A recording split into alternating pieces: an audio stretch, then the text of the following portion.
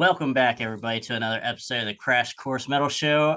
I'm your host, Trevor Crash Knight, and we have with us another week, another episode with Chris Elliot from 86 Bullets. What's going on, my man?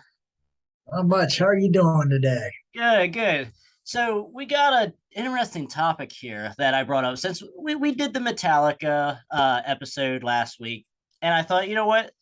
What was the last time, like pretty much the Big Four of Thrash put out an album within pretty much a year within each other. So the last time that would have been 2015 through 2016, with Slayer being the first one in September of 2015, and the last one being November 2016 with Metallica, Hardwired.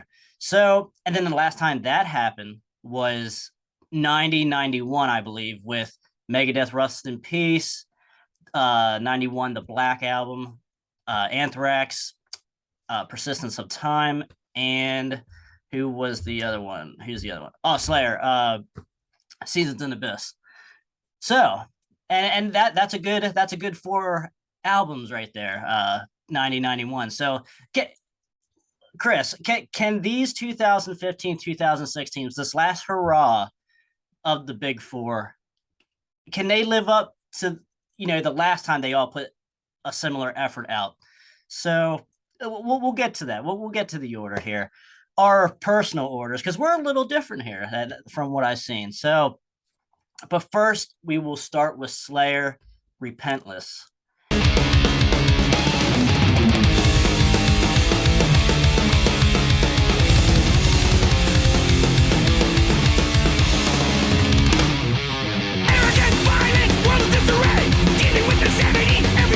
Because that was the first one that came out in chronological order in 2000 September 2015. So, Chris, I will let you take the reins first and talk about Repentless. Okay, so this one did sort of lead off everything. Came out yes, as you said, September of 2015. And the one thing that strikes me back to your question, I wonder if mine is a little different. I've got, or you just haven't Uh, opened yours.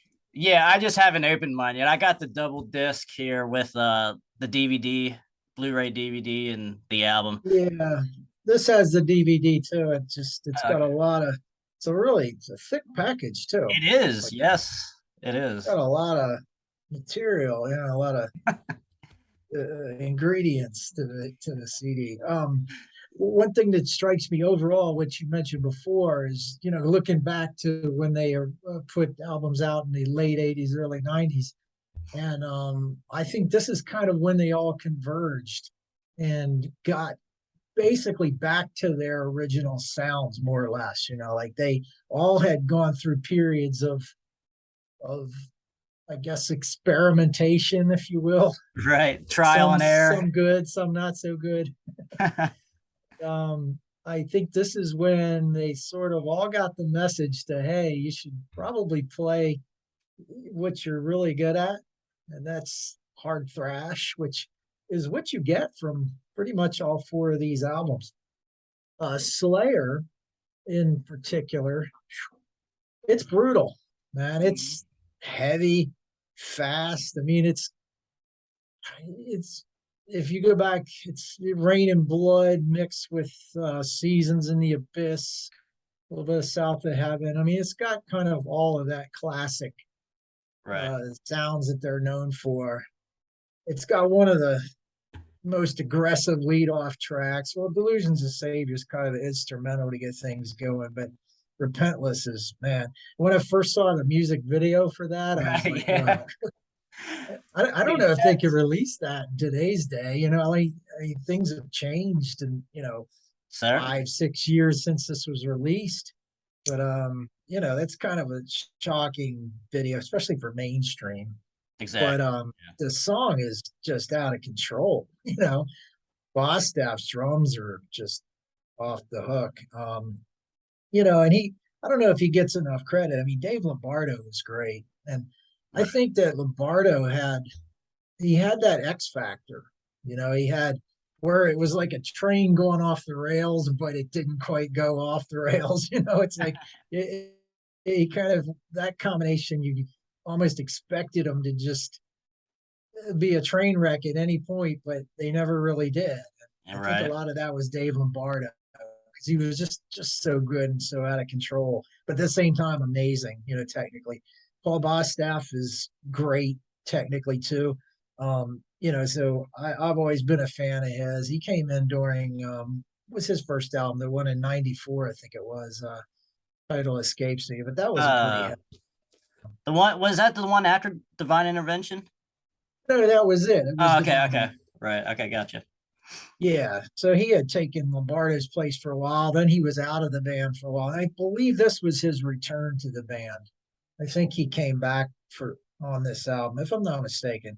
It was Gary Holt's first album and first and only album with the band, and it was Right. Jeff Hanneman's last. Jeff unfortunately passed away before this record, although he does get credit for I think one song or Yes. maybe a couple, but Piano Wire, I believe, was the song. Piano War, yeah, Yep. yeah. Imminent, tension will rise, the air is on fire. This nightmare will not go on. Prophecy has touched my hand. The outcome starts here and now. Raise the flag as it burns. Nation. I think it's a really, really good album. I mean, it's strong from start to finish. Um, I mean, it's pretty long. It's got a lot of songs on it, which I generally don't like, but It it's does, but I wouldn't say it doesn't hinder or uh it's not a positive or a hindrance for me. It's still pretty quick of an album for being what 10 plus songs at least. yeah. But you do get that opening intro, so you kind of minus one song there. But yeah, I kind of this album is definitely has this is the one that is the most thrashy, obviously, and the one that sounds like the band from 1990 still. And you could argue Megadeth as well, but like Slayer, you still like you can put this album on and it's Slayer. Similar with Megadeth, but those two are the top. Like, yeah, they're not messing around. We're a part of the Big Four of Thrash, that kind of deal. So, but yeah, I definitely enjoyed because as you guys can see here, this is still wrapped. I bought this on opening weekend, the first week it came out, and just never got around to it. I had no idea what the deal was, why it took me this long, but I certainly enjoyed it. And I might have to open this because I do want a couple songs on the iPod. So I'm definitely going to be opening this, unless I should just buy another copy. I don't know yet. But yeah, like you said, new Jeff Hanneman, but Gary Holt from Exodus definitely came in and did a great job. Repentless, You Against You, Pride and Prejudice were the singles. And like we said, Piano Wire was the only song I believe from Jeff on this album. Repentless did hit top 4 on the top 200 Billboard charts, and it did go gold in Poland, not in the U.S. but in Poland. But yeah, definitely for me, they're my top songs are Piano Wire, and I dig this like mid tempo to slowness of Stillness. Yeah, Stillness Comes and Pride and Prejudice. I dig those 3 songs pretty much. I was quite surprised, but like it has that classic sound of Slayer in this album, and I dig that pretty good. So I mean, Chris, if you have anything else to say about Slayer, we can move on to the next release here. No, go ahead and Okay. move on. So what we have next here is pull it up. We got Megadeth, Dystopia. That no one lies when someone is a dead. Dystopia.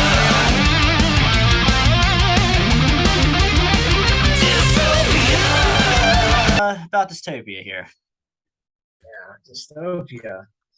Well, they're back to their roots more or less. I mean, it kind of to me sounds like a combination of Countdown to Extinction, Peace Cells. It's kind of got a lot of energy. The Right. Mustaine scene really on fire. He sounds it sounds very inspired. Like he's ready to. They got a lot of critical well, they Super Collider didn't get the best I critique, from certain factions. exactly, But and I don't understand it. We don't have to talk about that now, but I don't understand the hate for Super Collider. yeah, well, it seems like they just, took that and ran with it anyway, and just got back to this. I mean, this album is very rootsy and very riffy, technical. You've got Kiko, whose first Right. album with the band. He's amazing. His solos are great. That was a pretty good bounce back. They lost two different players. They lost Chris Broderick and the drummer Yes. Drover, right? Sean Yes. Drover. Yep. Yeah. Chris Adler and Kiko came in for drumming and Correct. guitars. Yeah. There was actually talk that they were going to bring back the Rest in Peace lineup. They were going to bring back Marty and Nick. Then Nick passed away, had a heart attack. I don't know if that was before this was recorded. I think it was maybe afterwards. But anyway, it sort of made that a moot point, unfortunately. Right. But that would have been cool. That would have been amazing. Yeah. Yeah.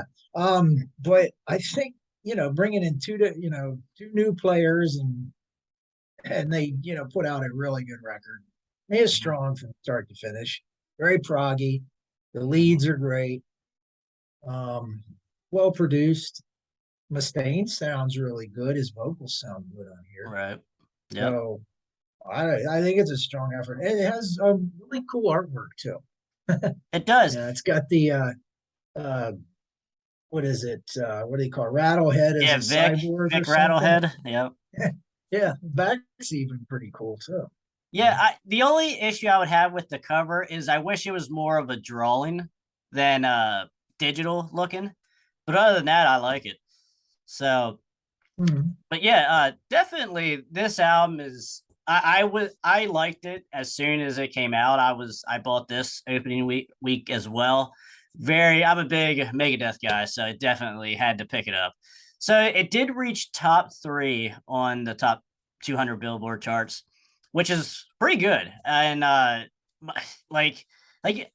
when you said it's very rootsy, which I do agree with. You can definitely tell the thrash is back here in this album. But I get a lot of the System Has Failed sound as well. I hear a lot of like Blackmail the Universe type riffage and just tone and stuff on this album as well. So, and I also do like System Has Failed. That's probably one of my top 5, I would say, Megadeth albums. But yeah, definitely I get a lot of that in this album here. But I'm just a fan of Dystopia. It's really good. Like I said, it's probably not an all killer, no filler. It's probably not one of them. Like there are some weaker tracks on here, but for the most part, like all the singles were strong. The singles were Fatal Illusion, The Threat Is Real, and Dystopia, I believe. And one of my favorite songs on here is Poisonous Shadows. I like the mid-tempo-ness to it and the drumming in it. It sounds really it's really catchy, the drumming mainly.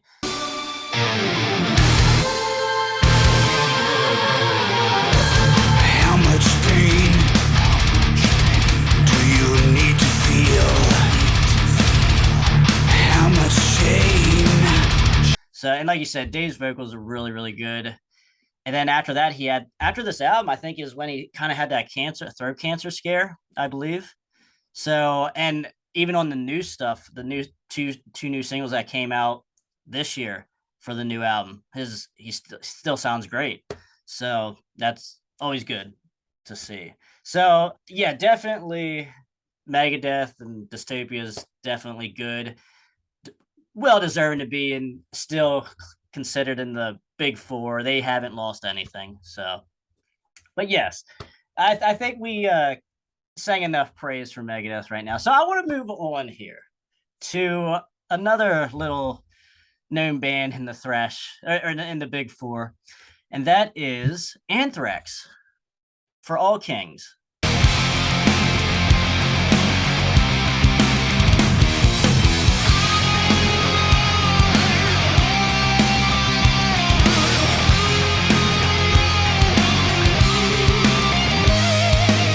came out in February of 2016.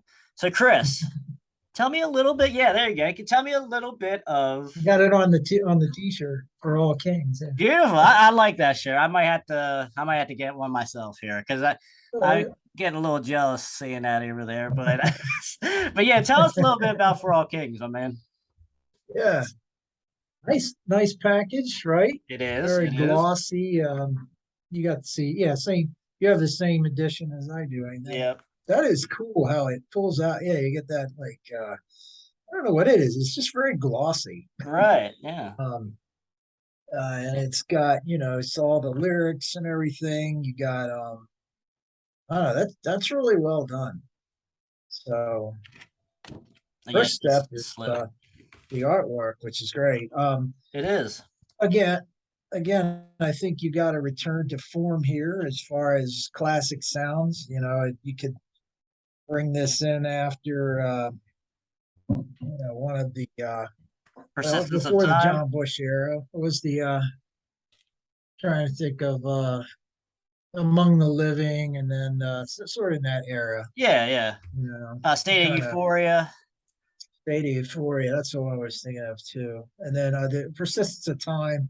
Yeah, maybe this could have come after that, more or less. So you have sort of where these bands are getting back to what they were really good at. Their sweet spotting. And I think you've got Anthrax doing that on this album. It's pretty good from start to finish. It runs, it kicks butt. It's riffage. Scotty Ian's writing some good riffs again, and Joey sounds good, right? Yep. Charlie's always good. Bass player is solid. Who's the guitar player? Is it John on here? Yeah, he came in and replaced. Yeah, who was that? Yeah, everyone does a solid job on here. Oh, John Denias. Well, he's the one on here, but that was gotcha. Rob Cagliano or something. Yes, you're right. Rob, yep, that's it. Yeah.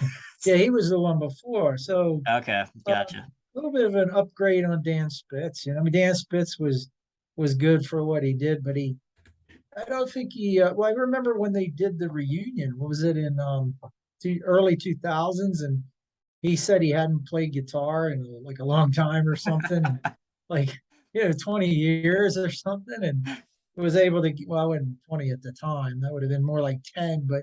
He said it took about 2 weeks for him to get back in shape. So they did that tour, but then he was out of the band after that. But the rest of the guys are pretty much original. I don't know exactly original. You had Neil Turbin, I think, before Joey Belladonna, right? Right. But as original as you can get. Classic lineup. Yeah. Yep. So I think you get a pretty good classic return to form on this album. I'm happy with it. I think it sounds good. Yeah. I definitely another strong release. Yeah, I agree with you. Like of the big four, I will have to say Anthrax is my least favorite. And so this was a big surprise to me when I bought this. I was like, this is really good. I wasn't expecting this to be as good as it was. And I kind of agree with you. It does have that classic sound, but at the same time, for me, I don't think it has exactly the classic, as much punky sound, if you will. Because Anthrax was always the more punkier of the thrash, I think, for me. And this is a little bit different. I think that's why I kind of like this album so much compared to like some of their other stuff. And because it's more heavy metal-ish than say Among the Living, which I do agree there is influences on both there, but I don't know, it's something different with this album for me. I enjoyed it when it came out, and I enjoy it the same. I still love it as much as I did when I first heard it as I did yesterday when I listened to it again. So, but yeah, it topped out on the top 9 on the top 200 Billboard charts. Monster at the End, Evil Twin, and Breathing Lightning were the singles, but I do believe Blood Eagle Wings had a music video as well, which, speaking of Slayer's brutal music video, Blood Eagle Wings is pretty intense in itself as well, and you get 8 minutes of it. So, yeah. But for me though, you could have taken off Zero Tolerance, the last track, because there is 13 total tracks, I believe, and if you could have taken that one off, it would have been really, really strong. So, I man, I really like this album. Monster at the End, Blood Eagle Wings, and Suzerain is one of the probably three of my favorite songs on here. But it's hard to pick a favorite on this album for me. I kind of dig everything. So wrong. It's the same old song. Just keep pounding me. It's so hard. Hell is empty. 'Cause all my demons are here. hopefully I didn't give away, my picks right now. But yeah, definitely. I mean, if you have anything more to say for Anthrax here, my man, or we can move on to the final, the last, but maybe least or maybe not least, depending who you are. We can move on to that album. Well, the Anthrax, again, with Slayer, and even the Megadeth too. I'm always for shorter albums. Right. My attention span doesn't hold that long. I mean, if I listen to it, it's usually, and I've got albums like this where I listen to like the first 4 or 5 tracks over and over, and then later on I'm like, wait, I've never heard tracks 14 through 18. Right. I didn't even know it was that long, So sometimes I gotta do it in chunks. I'll even put an album in and I'll skip to like track 7 or 8 and start listening from there because I know I don't know that as well as I do the beginning. Because I get bored. I'm on track 5. I'm like, all right, I'm gonna put something else in now. Right. Yeah, I Ready for a understand that. change. I understand. Yeah, but if it's a really good album, yeah, I mean, go for it, right? Just if it's all killer and you got 12, 15 tracks, I guess just put them on there. But for the most part, I don't think that happens. I think usually bands end up putting in just too much filler, too much excess that could either, go on the bonus track section or just, wait for another album where it's more appropriate, whatever. But I think they could pare down a lot of these records. Yeah. And I guess that's a good segue into our next topic here. Exactly. Which is so, final release. Yes. Right? The next album that came out in order here was Hardwired to Self-Destruct.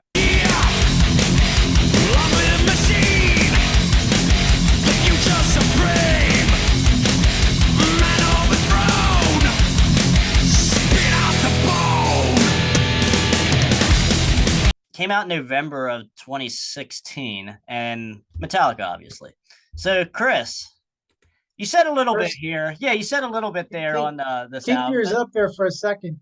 Yep. Krash, look, we got a variation, don't we? Oh, let's see. Yeah, it looks. And then, is this the thick one for you? Yeah. Oh wow. Okay. Yeah, I got a sealed one downstairs too. I should see what. Oh, here's the back for mine. Okay. Yeah, it's a variation. Well, I didn't notice that. Wow, yeah. Till now. Interesting. Yeah, I don't know exactly what copy this is. I just picked it up used. I don't know. We'll have to run the serials on it then. But yeah, definitely. Tell us a little bit about the length too of this album. Yeah. Well, so Hardwired came out late 2016? Yeah, November. Like that. Yep. November, yeah. I remember when this came out, and I was very happy to get a copy. I'm happy I got it. I mean, it's a good album, but this album could have been better if it was 1 CD instead of 2, in my opinion.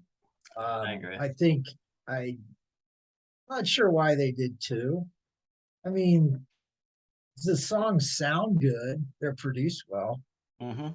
But you could spit out the bone from disc 2, put it on disc 1, and call it a day, honestly. You might even be able to make a few more moves. Right. I don't know. That would be the simplest thing. But anyway, the point is, I think it is too long because it's got 2 disc worth of material. It's what, probably 15, 16 songs, I think. I don't know. I didn't even count them. Well, Looks there's six, like but they're really long though. That's the yeah, thing. yeah. No, Looks it's like only it's 13, 6, 3, 5, 6, 12. Looks like 12. 12, but they're like 6, 7 minute songs. Right. Right. So they're long, which is fine. I mean, you get a return to form here. That's a good thing. Mm-hmm. It's to me, it's like it's a continuation of Injustice for All.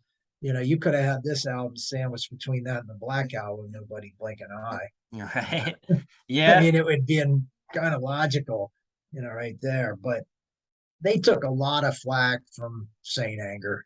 And, this was sort of like, well, I actually know you had one before this, right? Yeah, You had Death the Death Magnetic. Yeah. Magnetic, which was a reaction to Saint Anger, which was a pretty strong comeback. That Yeah. that was I'm sorry, that was more like coming all right off of Injustice, but this is in that realm too. I mean, it's Yeah. heavy, Yeah. it's thrashy, it's fast, for the most part. Track one, I mean, that's the thing with I'm sorry, disc one. Disc two, you've got to me, it's a lot of plotting. This, same tempo type of songs and things like that. But you get it's pretty froggy, long songs, well produced. They sound pretty angry on here. It's sounds like they mean business. They're back to what made them Metallica, living more up to their name. Mm-hmm. So I think it was a really strong release. But again, I would have pared it down to one CD. Right. Yeah. And I agree wholeheartedly with you on putting on the one CD. So this did reach #1 when it came out to the top 200 billboards, went platinum in the USA. Had 5 singles off this album: Moth in the Flame, Now That We're Dead, Atlas Arise, Hardwired, Spit Out the Bone. Man, yeah, that's crazy to have 5 in this day and age here, have 5 singles off of an album like this. So And they were all from disc one except for Spit Out the Bone. yeah. So Yeah. I don't. So yeah, but I will say though, one of the songs I do kind of gravitate towards the most is probably Dream No More.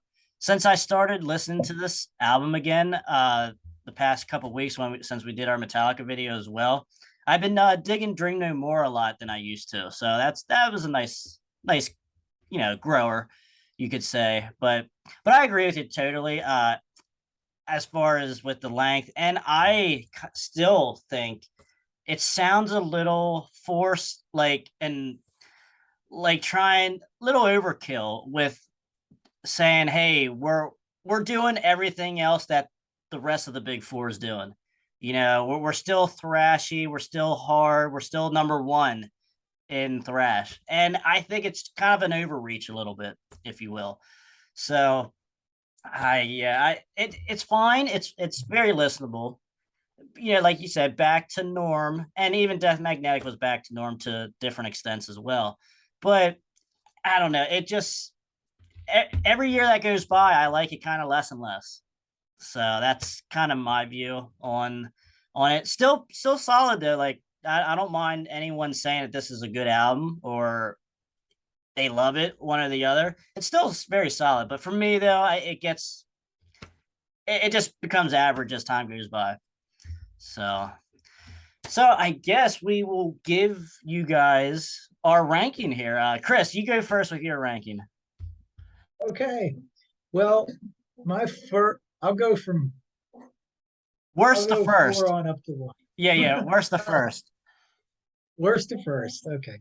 Well, I'll clarify by saying I don't really have any that's worst as far as I think they're all very, very good albums. So they're very close together. Mm-hmm. So this is just a personal opinion, and they're so close. I can't really, there's not much distance between these rankings. But for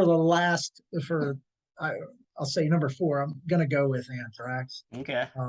I can't give you a specific reason. I don't know. I guess it's that I like the other band's sounds a little better. Okay. I always liked Anthrax, but they've never been like my favorite. Mm-hmm. Yeah. I don't know if that's a good reason. I mean, a good band. I mean, I'm going to see them in 2 weeks. It's not like I don't like this band at all. Then number 3, I go with Metallica. Okay. And I think mainly because it's just too long. If this was one CD and Spit Out the Bone on that, might be number 1. All right. Might be. I don't know. Number 3, I picked Slayer. I mean, I'm having trouble saying anything bad about any of these two. You know, brutal. It's great. Songwriting. There. It's got some classic stuff on this album. It's hard to beat Repentless, the opener. I mean, it just smashes your head with a sledgehammer. It doesn't stop. Great. And so, of course, number 1, I've picked this Dystopia. Okay. You've got a return to form. As we mentioned before, Dave sounds great. And I'm going to give it the slight edge because of Kiko. Okay. His solos. It's great. Right. He's technically he's really the best player out of the bunch. But yeah, he shreds. He's amazing. And he did a great job just coming in. And Dave's great too. I mean, his rhythms, and he's a good lead player too, but he shines with his songwriting. Yeah. I mean, he's got to be one of the best riff writers in metal ever. Up with Chuck Schuldiner, Yep. Death, right? He was incredible. Very underrated. Yes. Maybe. But Dave has written some of the coolest riffs ever. Thrash. Yeah, there's no question about that. Yeah, and he does, and he pulls a lot of that off on here. It's very riffy, very proggy. It's heavy.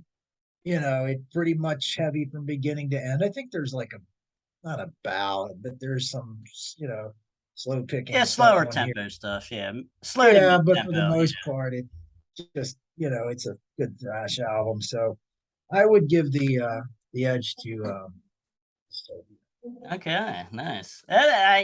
I'm with you. You can't disagree, and with most of these albums, I like all of them are good. They're all very listenable. But for me though, number 4 is gonna have to go with Metallica. Just because, like I said, it kind of feels overreached a little bit. They're trying to come back, and they're just overkill for me a little bit. I don't know. And obviously too long of an album. That hurts as well. And now for number 3, I'm going to have to go with Repentless. Not because it wasn't enjoyable to listen to. It's just because I like these other two a little bit more. Although I will say, if I sit with this a little bit longer, maybe come back to me in a year, it might take Dystopia, which obviously I'm going to put that at number 2 right here. So, and also Foreign Policy, the cover here is really, really good and heavy as well. I really enjoy that song. Whenever it comes on, I'm thrashing right along with it. So that's number 2, Dystopia from Megadeth. And obviously my number 1 is going to be For All Kings. Like I said, ever since I bought this when it first came out, I was shocked and surprised with it. I did not realize it was going to be as good as it was. Because like I said, I wasn't the biggest Anthrax guy. I have all their stuff, but they're my least favorite thrash band, maybe. Not of the Big Four, just maybe of thrash in general, which is kind of big words there. But yeah, I don't know, just something about it. But this album, man, it kills for me. I can listen to this whole thing, and even Zero Tolerance I can listen to and still be happy. But yeah, I was quite surprised with that. So Anthrax is going to take number 1 for me, even though we're way different on that, but we still love it. So even though it's at your number 4, you still love it. I know. But yeah, so I guys, let us know what you rank these 2 or these 4 albums in the comments. We are very interested to see because I can see everyone having all kinds of different orders. Like there's no clear cut number 1 and there's no clear cut number 4 either. So this could go anywhere with this list. So Chris, I want to thank you. We are running short on time here, so I want to thank you for coming on again. Always a pleasure. Always hearing your little nuggets on guitar and such. Always a pleasure. So, Thanks, yep. All right, guys. I'm Trevor Krash Knight. That's Chris Elliot from 86 Bullets. And we want to thank you guys for watching the Crash Course Metal Show, and we will see you guys later.